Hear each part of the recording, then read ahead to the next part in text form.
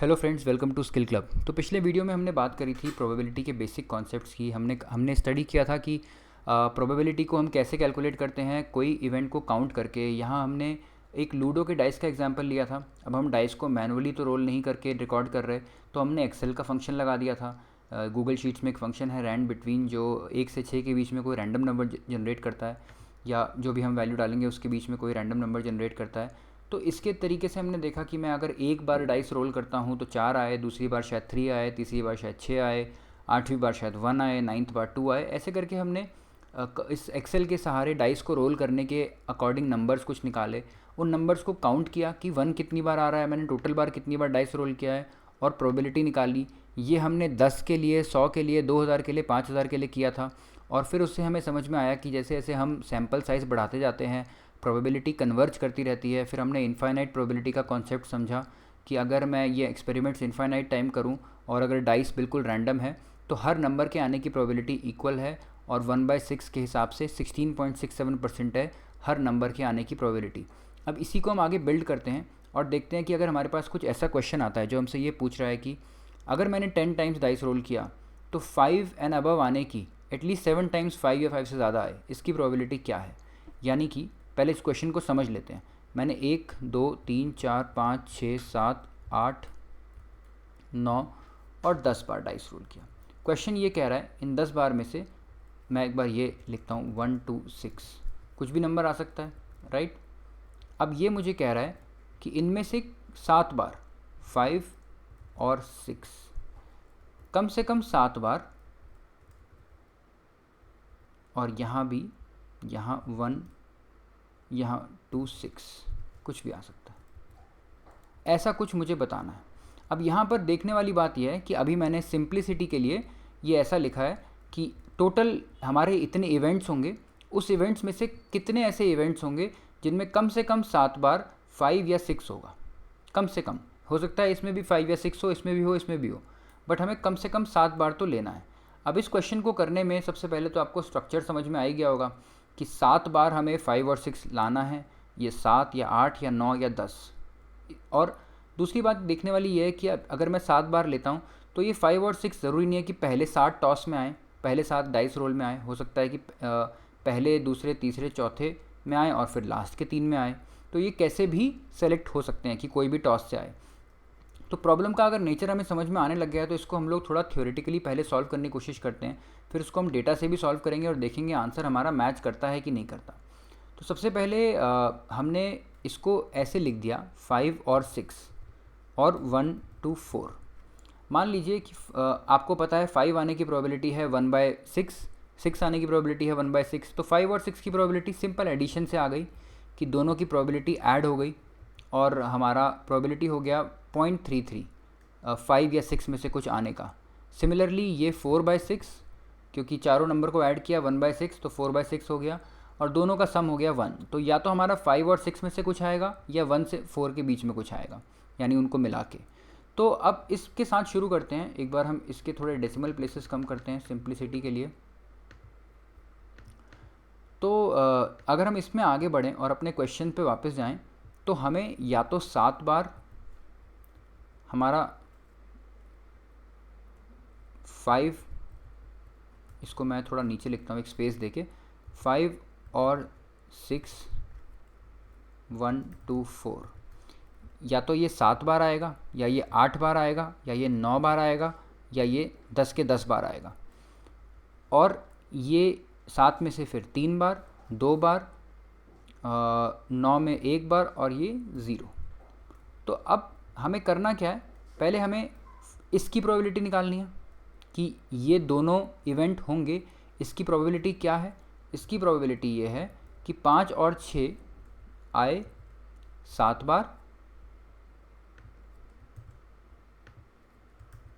और एक, इसको भी मैं ब्रैकेट में डाल देता हूँ, ये आए 3 बार। तो यानी आपको पता है बार बार एक प्रोबेबिलिटी निकालने के लिए हम उसको आपस में मल्टीप्लाई कर रहे हैं कि एक बार 5 और 6 आया तो 0.33, 7 बार आया तो 0.33 रेज़ टू द पावर 7। वैसे ही 1 to 4 की प्रोबेबिलिटी को हम 1 to 4 raise to the power 3, तो यानी पहले किसी 60 टॉस में 5 और 6 आ रहा है, ये रेज टू द पावर 7 और ये रेज टू द पावर 3, और बाकी 3 में 1 to 4 आ रहा है। इसको हम फ्रीज़ कर देते हैं ताकि इस फॉर्मूले को हम आगे कॉपी कर पाएँ।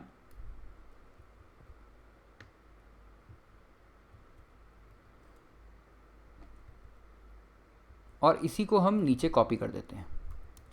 बट इसमें अब एक देखने वाली बात यह है कि ये प्रोबेबिलिटी अपने आप में कंप्लीट नहीं है, बिकॉज ये 7 और 3 कैसे आए हैं वो मैं सेलेक्ट कर सकता हूँ कि ये, जैसे मैंने शुरू में बताया था कि वो पहले 7 टॉस हैं, आखिरी के 7 डाइस रोल हैं, शुरू के 2 और आखिरी के 5 हैं, शुरू के 5 आखिरी के 2 हैं। तो 10 में से मैं कोई भी 7 सेलेक्ट कर सकता हूँ। तो उसको सेलेक्ट करने का तरीका हमें पता है क्या होता है, परमुटेशन कॉम्बिनेशन हमने पढ़े हैं, हम कंबाइन फंक्शन यूज़ करेंगे। कंबाइन एक्सेल में function basically 10c xc nc k कर देता है। तो यहाँ हमारा n है 10 रोल्स में से मुझे कितने सेलेक्ट करने हैं, जितने यहाँ हैं उतने सेलेक्ट करने हैं। सो इसी को मैंने मल्टीप्लाई कर दिया और अब मैं इसी को नीचे कॉपी करता हूँ। तो मेरी टोटल प्रोबेबिलिटी आ गई, जो इन चारों का सम है वो है ये 0.01966। ये मेरा आंसर आ गया। मैं एक बार फिर से आपको समझा देता हूँ कि ये कैसे हुआ। सबसे पहले हमने कहा कि probability of getting 5 and above at least 7 times in 10 dice rolls, यानी 5 और 6 आए। एक बार आने की प्रोबेबिलिटी कितनी है 0.33। 1 से 4 एक डाइस रोल में आने की प्रोबेबिलिटी कितनी है 0.67। हमने कहा 7 बार ये आए और 3 बार ये आए तो भी हमारा कंडीशन फुलफिल हो जाएगा। 8 बार आए, 2 बार आए तो भी हो जाएगा। 9 और 1 में डिवाइड हो तो भी हो जाएगा। 10 और 0 में डिवाइड हो तो भी हो जाएगा। फिर हमने इनकी प्रोबेबिलिटी निकाली और इनको उनके इवेंट से मल्टीप्लाई किया कि अगर ऊपर वाले इवेंट की प्रोबेबिलिटी जो है वही नीचे से 7 आने की प्रोबेबिलिटी भी है, तो दोनों का सम करके मेरी टोटल प्रोबेबिलिटी निकल रही है। तो इनका भी थोड़ा सा हम डेसिमल कम कर देते हैं, 3 तक ले जाते हैं। चलिए 4 पे रोक देते हैं। ये हमें आइडिया लग गया कि कितनी हमारी प्रोबेबिलिटी है 0.197। अब इसको हम डेटा के थ्रू निकालने की कोशिश करते हैं। हमने पिछली बार देखा था कि 10 रोल हैं, तो मैं एक काम करता हूँ, इस बार सीरियल नंबर रोल 1, रोल 2,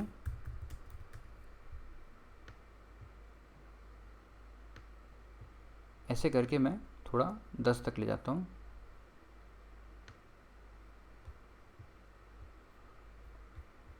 और इनकी मैं थोड़ी विड्थ कम कर लेता हूँ।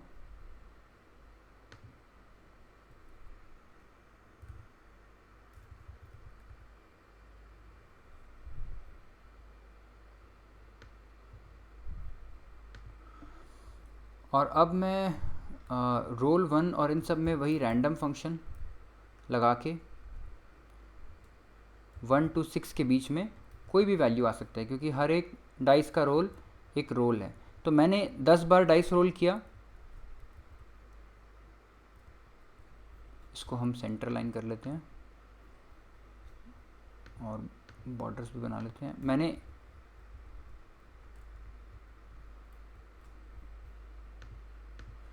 मैंने 10 बार डाइस रोल किया तो मेरा एक एक्सपेरिमेंट ख़त्म हुआ। सीरियल नंबर 1 में मैंने 10 बार डाइस रोल किया और हो सकता है कि ऐसे नंबर्स आएँ। अब इसी को सीधा ही मुझे पता है कि जितना ज़्यादा वैल्यूज़ होंगी उतना अच्छा है, तो मैं इसको नीचे तक कॉपी कर लेता हूँ।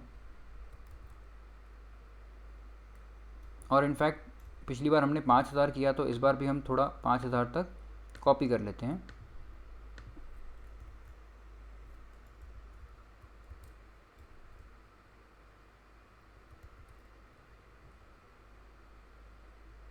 थोड़ा सा टाइम इसमें लगेगा क्योंकि बहुत ज़्यादा वैल्यूज़ हैं।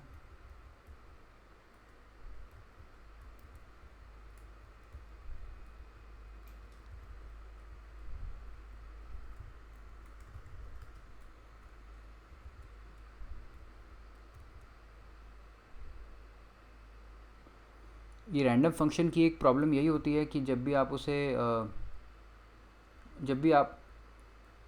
आप उसे रीपोस्ट करेंगे तो वो पूरी शीट को रिफ़्रेश करता है। तो अब ये हमारा पेस्ट हो चुका है।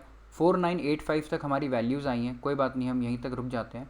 तो 4985 हमने इफ़ेक्टिवली ये चीज़ मैनुअली करने की जगह हमने एक्सेल में कर दिया। एक बार डाइस रोल किया तो ये नंबर आए, दूसरी बार रोल किया तो ये नंबर आए, तीसरी बार रोल किया तो ये नंबर आए।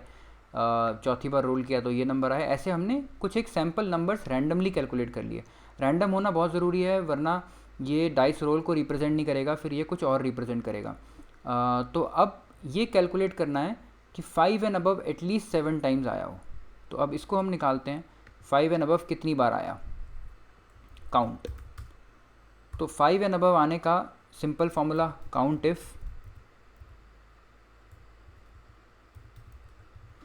इस पूरी रेंज में हमारे एक एक्सपेरिमेंट में, और हमारा क्राइटेरिया हो गया ग्रेटर देन इक्वल टू 5, यानी 5 और 6 में से कोई भी वैल्यू।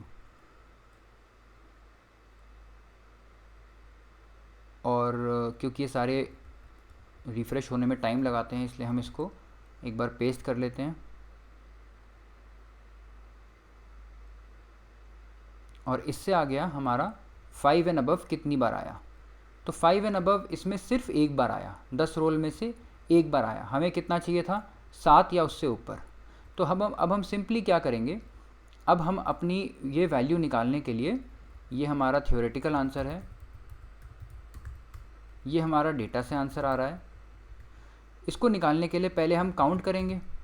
हमने काउंट कर लिया कि 5 एंड अबव कितनी बार आया, हमें चाहिए कितनी बार, 7 टाइम्स। तो हम इनमें काउंट इफ कर लेंगे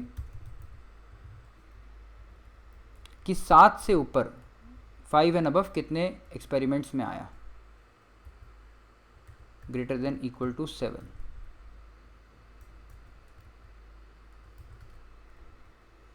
और दूसरा हम ये काउंट कर लेंगे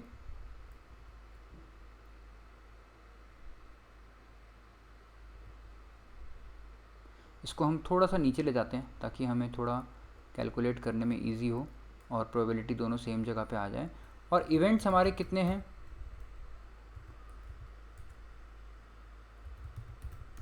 हमने देखा था, हम फिर भी एक बार फॉर्मूले के थ्रू काउंट कर लेते हैं। ये हमारे इवेंट्स आ गए। तो इतने हमारे टोटल इवेंट्स हुए और उनमें से ये काउंट आया। तो अब आप प्रोबेबिलिटी निकालेंगे तो सिंपली वो काउंट्स बाय इवेंट्स, वो आपकी प्रोबेबिलिटी कैलकुलेट हो जाएगी। आई थिंक ये कैलकुलेट करने में थोड़ा सा हमारा शीट टाइम ले रहा है, बट हम इसका वेट करते हैं और हम देखते हैं कि हमारी प्रोबेबिलिटी एक्चुअली कितनी आई।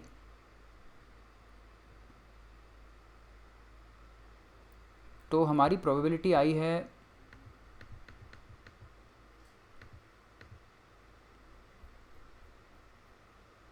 ये एक्चुअली नंबर्स डायनामिकली रिफ़्रेश हो रहे हैं, तो एक बार इनको रिफ़्रेश होने देते हैं, फिर उसके बाद हम फिर से चेक करते हैं। तो हमारी प्रोबेबिलिटी 0.19 और 0.2 के आसपास आई है, जो कि काफ़ी सिमिलर है टू जो हमने एक्सपेक्ट किया था। कोई बहुत बड़ा डिफरेंस नहीं है। अगर आप देखें तो 0.0197 हमारा आंसर आया है थ्योरेटिकली, और 0.0199 हमारा आंसर आया है फ्रॉम दिस डेटा। यानी अगर हम इसको और बड़ा करें और डेटा इवेंट्स बढ़ाएं तो शायद हमारा आंसर और अप्रॉक्सीमेटली मैच करने लगे। तो ये एक सिंपल तरीके से आपने देखा कि कैसे हमने अपनी प्रोबेबिलिटी की बेसिक अंडरस्टैंडिंग को अप्लाई किया। पहले हमने एक फॉर्मूले के थ्रू ये 5 और 6 कितनी बार होगा, उसकी प्रोबेबिलिटी क्या है, फिर हमने उसको कॉम्बिनेशन के थ्रू एक प्रोबेबिलिटी निकाली, उनका सबका सम किया, उस सम के हिसाब से हमने ये क्वेश्चन का आंसर निकाला। और दूसरा हमने एक्चुअली में सिमुलेट किया कि कितने हम डाइस रोल अगर करते हैं तो उनमें से 5 एंड अबव कितनी बार आता है, और greater than 7 times, greater than equal to 7 times वाले कितने एक्सपेरिमेंट्स हैं, और टोटल हमें कितने एक्सपेरिमेंट्स करने पड़े। तो यानी 0.0199, यानी ऑलमोस्ट 1.92% ऑफ द एक्सपेरिमेंट्स में ये हमारा कंडीशन मीट हो रहा है। 2% के आसपास हमारी प्रोबेबिलिटी है, यानी 0.0197 के आसपास हमारी प्रोबेबिलिटी है। तो आज के वीडियो में इतना ही। इसको आप, अगर आपको थोड़ा कन्फ्यूजन है तो 2-3 बार देखिए, कुछ डाउट है तो कमेंट में हमें बताइए, फिर हम उसको और डिटेल में कवर करेंगे। Thank you.